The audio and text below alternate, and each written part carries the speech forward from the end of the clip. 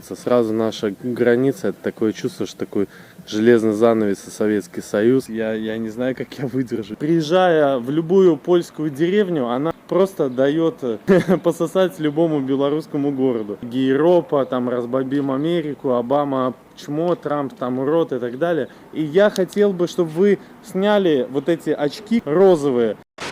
Ну что, чуваки, Минск, утро. Я приехал на вокзал, ставлю тачку свою и еду смотреть, как живет загнивающий Запад. Блин, чуваки, это просто жесть. Это просто жесть, чуваки. Так неудобно, я не ездил еще никогда. Расстояние между креслами настолько мало, что невозможно нормально вытянуть ноги, и невозможно не спать. Я уже пытался как угодно там крутиться, вертеться, но ничего все-таки не получается. Поэтому это просто какая-то каторга. И я проехал всего лишь навсего 300 километров.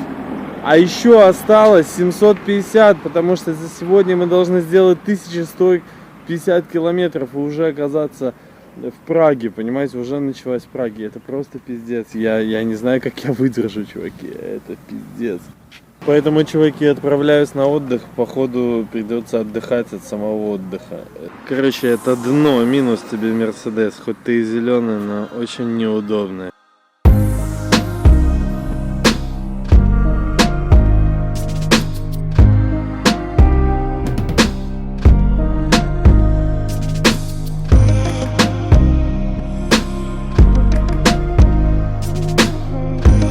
Зашел я в Duty Free, посмотрел на цены и понимаю, что если я куплю любую штуку, я просто сразу же оставлю там все свои деньги, поэтому, короче, богато не жили и нечего начинать.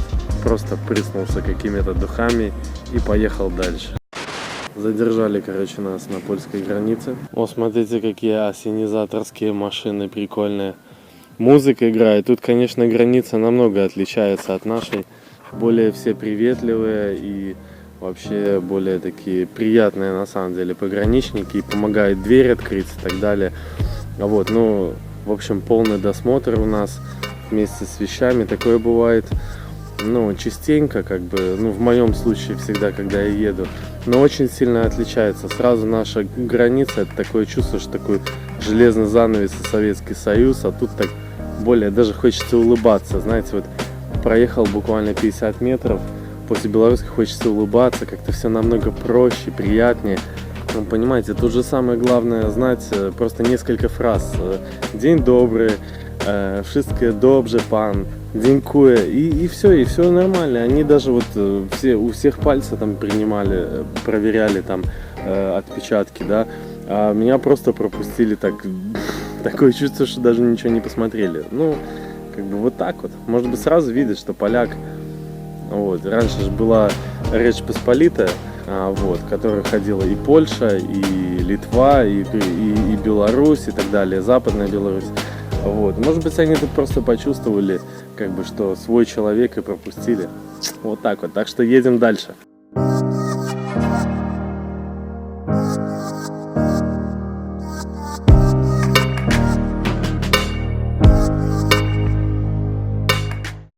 Тут, короче, какая, друзья, ситуация. Почему я решил поехать в поездку без достаточно большого количества денег?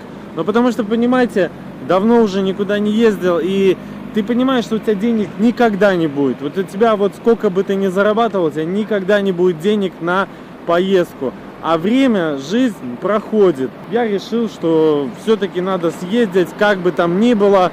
Может быть, на low budget, на минимальных бюджетах, но тем не менее, понимаете, я был в Чехии 12 лет тому назад, я останавливался в том же самом месте, где мы сейчас стоим. И знаете, вот честно говоря, я хотел бы еще раз съездить туда, потому что я понимаю, что ничего не изменилось. Если через 20 лет в Чехию приехать, тоже ничего не изменится. Те же самые старые улочки, то же самое вкусное пиво. Но самое главное, что жизнь-то тут намного веселее и приятнее, и свободнее. И вы видите, как красиво. Это мы даже вот просто отъехали от границы, и тут уже какая-то красота, какая-то инфраструктура. Это всего лишь Польша, понимаете? Это всего лишь Польша. Это даже не Чехия, это даже не Германия. Посмотрите, все красиво, все убрано, все великолепно просто. Ну, просто радуется на самом деле, радуется глаз и вообще супер. Посмотрите. И тут хочется улыбаться, действительно, хочется улыбаться. Поэтому, друзья, ну что я вам хочу сказать? Конечно, шах и мат. Шах и мат. Бэшечка стоит на купе 325i с хорошим мотором, рядным 6-цилиндровым.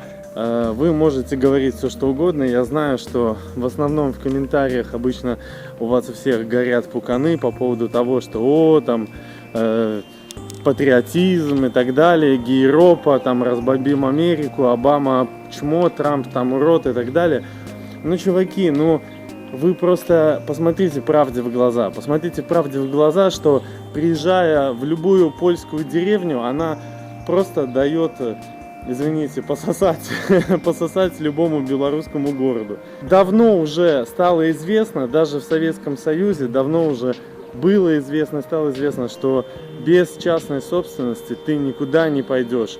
У человека должна быть частная собственность, у человека должна быть свобода передвижения, у человека должна быть свобода волеизъявлений и так далее и тому подобное.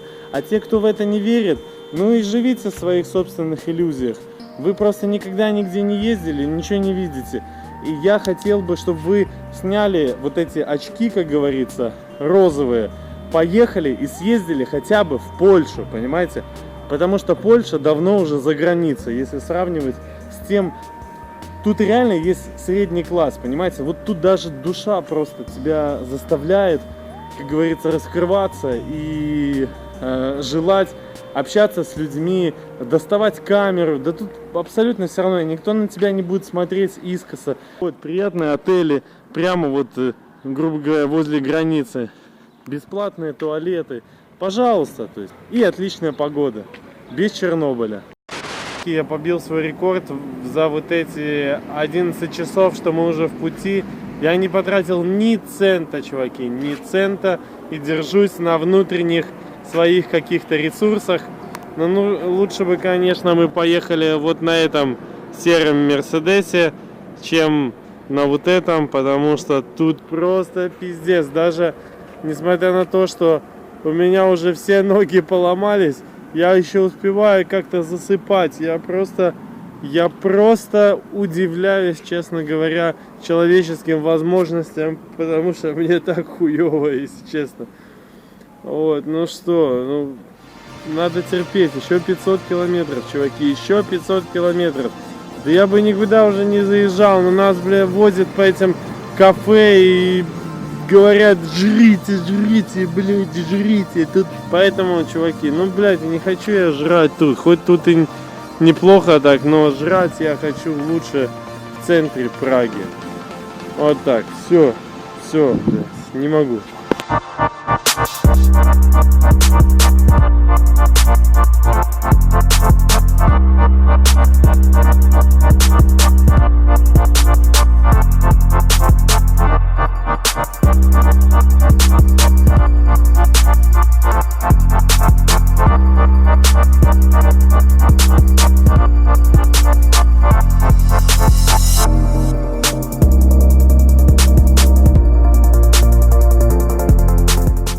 Ребята, я уже, в отеле, наконец-то, после этой сложной, изнурительной поездки. Просто я был скручен, как эмбрион в этом автобусе. Жесть.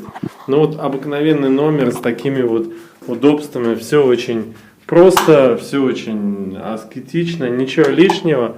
В принципе, я бы еще сюда чайник добавил. Посмотрите, такой, как в санаториях, пансионатах. Как всегда, минимум розеток, что очень плохо.